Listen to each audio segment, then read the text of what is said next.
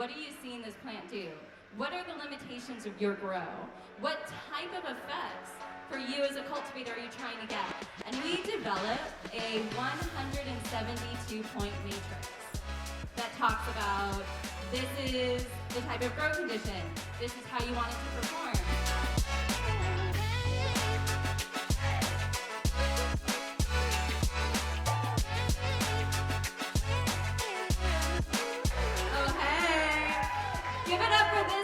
In like sweltering heat, keeping us going. Thank you so much. All right. Well, hey. I want to thank the On the Revel team for including us at this event, and for all of you for coming out in this ridiculous heat. Who out here, where are my growers? All right, a few. Where are my pheno hunters? Where are my guys popping? Oh, fuck yeah, look at that. It's like a 4-to-1 pheno hunter to grower out here. That's some legit balls, New York. I love that. So, why genetics matter? I remember when I was in high school taking a chemistry class, we watched the movie The Race for the Double Helix. Jeffrey Goldblum played Jim Watson, so it was basically like 1980s nerd porn. And it was this intense depiction of these scientists fighting to be the first ones to figure out, is there a genetic sequence and what does it look like?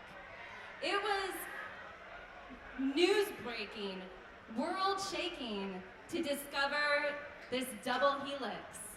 Because it confirmed for scientists and for the globe what we had always intuitively known, which is that there's something about us that's like predestined to be.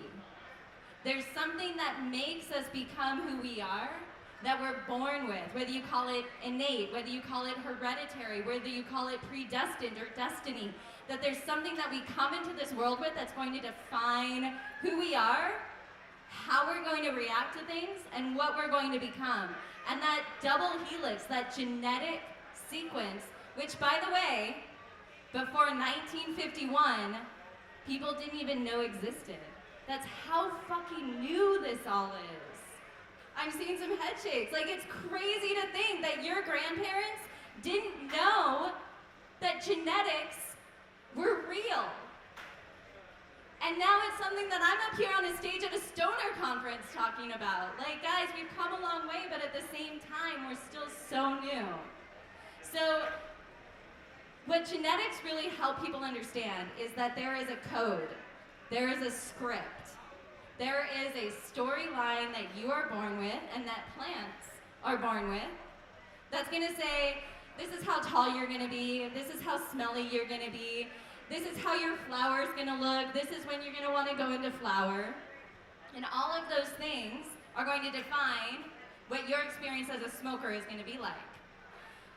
And the question that comes down to, as we think about all the time, is that all? Right? How much do genetics matter? For my cultivators out there, all 4 of you who are willing to admit it in this audience, when you get a plant, how much does what the plant genetics matter versus what you're going to do to it, right?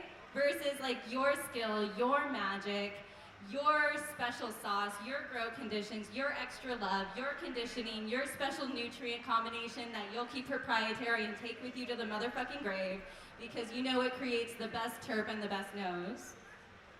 So as we talk about genetics, it's like, okay, it's that balance between 50% what the plant's already born with, and then 50% what the cultivator and the processor and the trimmer and the dryer, and as Mike was talking about, the packager are then gonna do with it. So at Node Labs, when we talk about genetic development, when we're with compound and we're developing new strains, what we're really looking at then is our grow conditions, that environment, that nurture, and then the nature, the pheno hunting and the breeder. When I worked at Sony Electronics, I launched 3D TV. here bought a 3D TV or used one or saw one in someone's house? One person. I'm so sorry, Sebastian. Oh, I'm sorry, Christine. So 3D was an absolute failure. Absolute failure, unmitigated disaster for every single one of us who tried to launch it. And the reason was, it was great technology.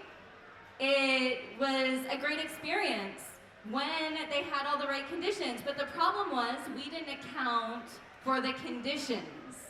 When we developed the technology at Sony, we built the best 3D so that you could turn from any direction and be able to have it. It had the best color, it had the best lag time, it looked super real, like you could just step into that screen. The DNA of that technology was great, but we didn't take the time to build up the ecosystem. We didn't have people developing the content. We didn't tell people how to watch it, how to put their audio into it. We didn't explain to them what types of shows would be better. And we didn't work with anybody being like, hey, we want to try to put this out there. Do you want to have special cameras that are going to be able to capture the right type of content so it'll look better? We see the same thing with plant genetics. So one of the things that we do at Node as a true biotech approach is we sit down with our growers.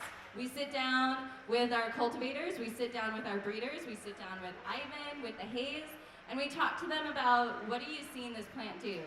What are the limitations of your grow? What type of effects for you as a cultivator are you trying to get? And we develop a 172-point matrix that talks about, this is the type of grow condition, this is how you want it to perform.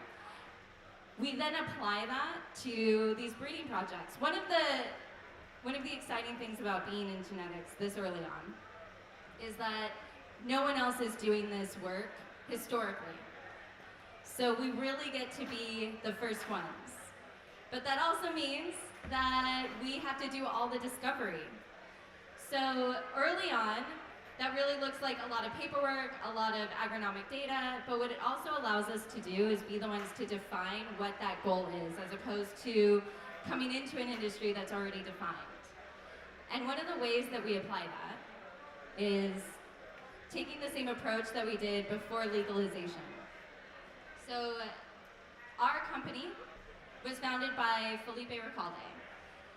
And what he was looking to do, and the origin story for us, is in 2017, the Tubbs fire came through and burned down everything in Northern California. The farms, the moms, and Felipe 2 days later started Node Labs with Dan Adler and Chris Levitt with the idea that we want to provide new, clean, stable genetics back into this market.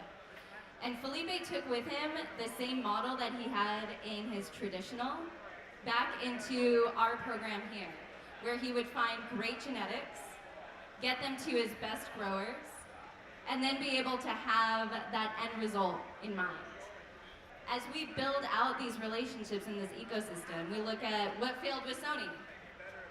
No one knew what to do with this 3D product. So when we build our genetics, it's really important for us to be doing it with the farmers, with the breeders, and with the smokers. In the same way that a script for a movie can be a great script. But if you get the wrong director, if you get the wrong actors, if you read the lines in the wrong accent, it's going to kill the whole production.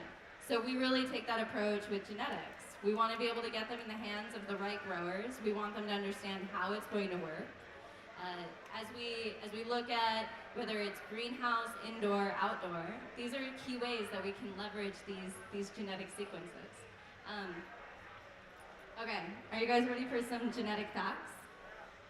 So most of the genetic sequences that we're looking at are only looking at 8 primary phenotypes. Eight genetic markers, or up to 16. There's up to 192 different markers that we can look at. So when we're doing a breeding for like pest resistance or PM, or powdery mildew, you can look at 1 or 2 markers that say this is what's going to allow it to, or I've been identified as those markers. But what we really can see is in the same way that like beauty, right? Is it height? Is it face symmetry? We can find 26 different markers that are gonna allow for that pest resistance. There's a lot of ways that we can define what makes a plant beautiful. And as we go deeper into this genetic sequence, as we understand more both what we're trying to do with it, the environment and the nurture that it's going to be in, and how it actually ends up acting in the plant, we can really then be able to apply that into our understanding. In the same way that there's lots of beautiful people in the world who all look very different, there's lots of different plants in the world that are going to have great experience in terpenes. And what we want to do is ensure that genetic diversity and allow us to really understand how best to use that genetic sequence in your plant to be able to provide the right genetics at the right grower at the right time so that you guys can have the best success with your grow. So we're excited here to be part of the ecosystem in New York and excited for the On the Revel team for bringing everybody together. And of course, we're really, really excited about being foundational team builders with you guys in building not just here in New York, but this global industry that is still so new. So with that, I thank you guys for your time and happy to answer any questions. Yeah, let's give it up for